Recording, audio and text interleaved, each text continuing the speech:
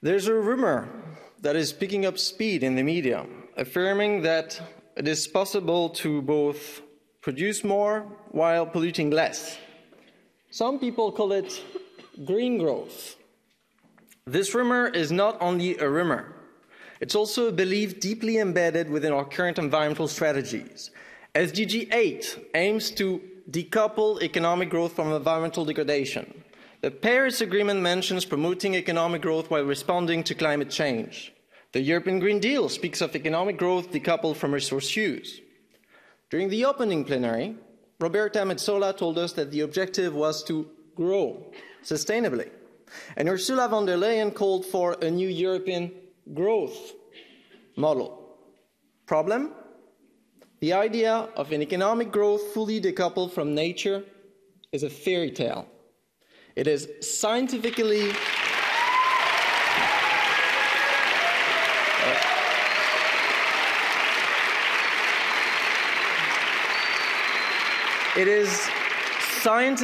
baseless, and it is distracting us from more effective transition strategies. So let's talk about decoupling. Decoupling is a concept used to describe the relation between economic activities and its ecological implications. To make economic growth truly sustainable, you need to do 5 things. Number 1, you need to absolutely decouple production and consumption. Relative decoupling is not enough because total footprint keeps increasing. Number 2, you need to do that from all environmental pressures, not only carbon, but material footprints, freshwater use, biodiversity loss, air pollution, everything. Number 3, you need to do all of that wherever this happens, regardless whether that's on your national territory or abroad.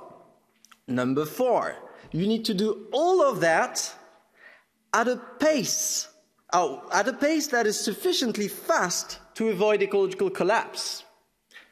Number 5, you need to do all of that and maintain that decoupling over time, because yes, it can easily recouple.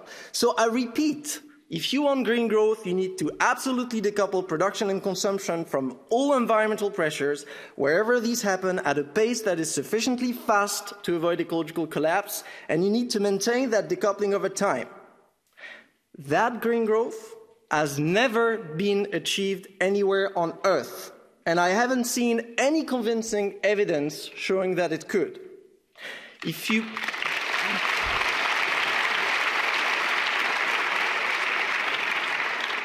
you believe in green growth, the burden of proof is on you, and you need to show us that these 5 things are possible.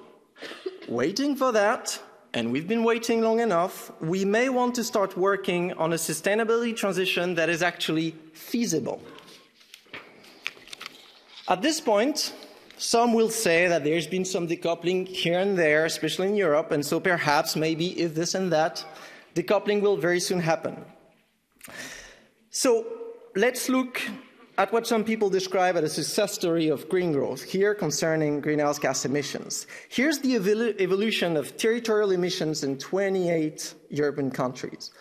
First comments, in case that's not obvious enough. These reductions are very, very, very, and to be mathematically precise, very, very, very tiny. Calling it green would be like me saying I've done a diet after losing 200 grams. It's tiny and it's concentrated during a few years, especially years marked by a significant slowdown of economic growth. That is quite a twist. The data supposedly demonstrating that economic growth can be green actually shows the precise opposite. The best way to green growth is to take growth away. So,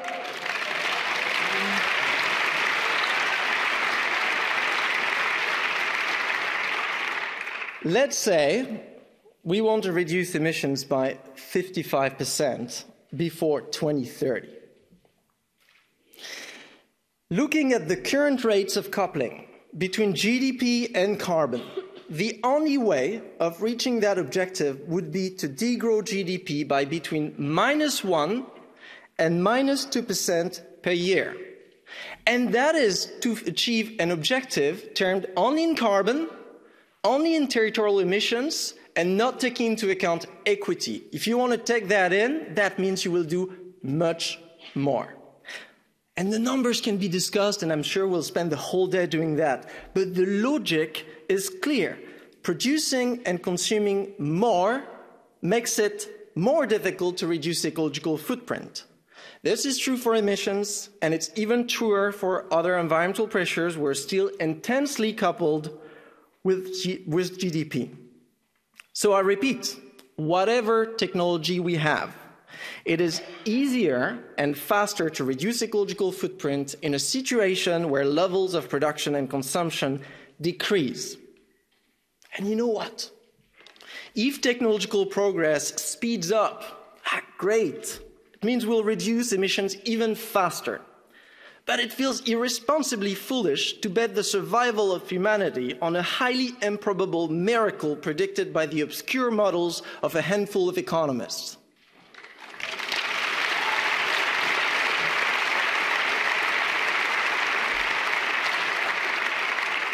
So here's a more realistic strategy for Europe. Degrowth to a steady-state economy. Economic growth has brought us in a state of ecological overshoot. Considering current and expected rates of coupling, there is no way we can get back into safe planetary boundaries without downscaling production and consumption. Therefore, if we want to reduce environmental pressures, if we want to achieve environmental targets, there is no way of avoiding a temporary phase of degrowth. See this as a kind of macroeconomic diet for biophysically obese economies. Once this is done, and that's phase 3, the size of the economy can fluctuate around a steady state. You can produce a bit more, you can produce a bit less, depending on biocapacity. The important thing over the long term is that the economy should never overshoot biocapacity nor undershoot decent living standards. The ultimate goal is to decouple well-being from environmental pressures, not GDP from carbon, well-being from environmental pressures. We want to move or stay in the green corner that is not green, in the upper left corner, let's say, where you have high quality of life, low footprint. This is the objective. But we must also realize we're not all starting from the same place. High-income countries in the upper right corner need to degrow. That's the reduce strategy. In doing so, they will free up ecological space for other less privileged countries to build productive capacity to satisfy unmet needs, and to shift towards more sustainable means of need satisfaction. Temporary degrowth in the global north, temporary growth in the global south, then both meeting at a sustainable steady state, securing well-being for all within planetary boundaries.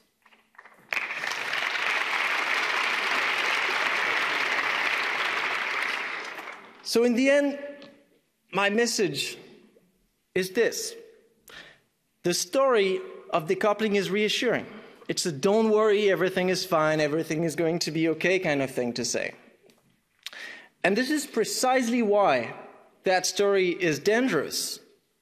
As the planet is getting nightmarishly worse, the fable of green growth is acting as a kind of macroeconomic greenwashing.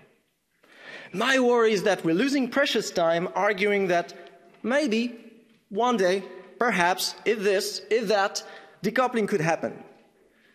In the meantime, we are merely tinkering with a system that should be radically transformed.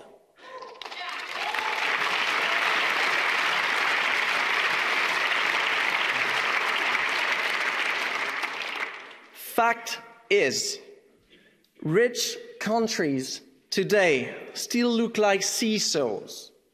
When GDP goes up, nature goes down. The real question is, which one do you really want to save?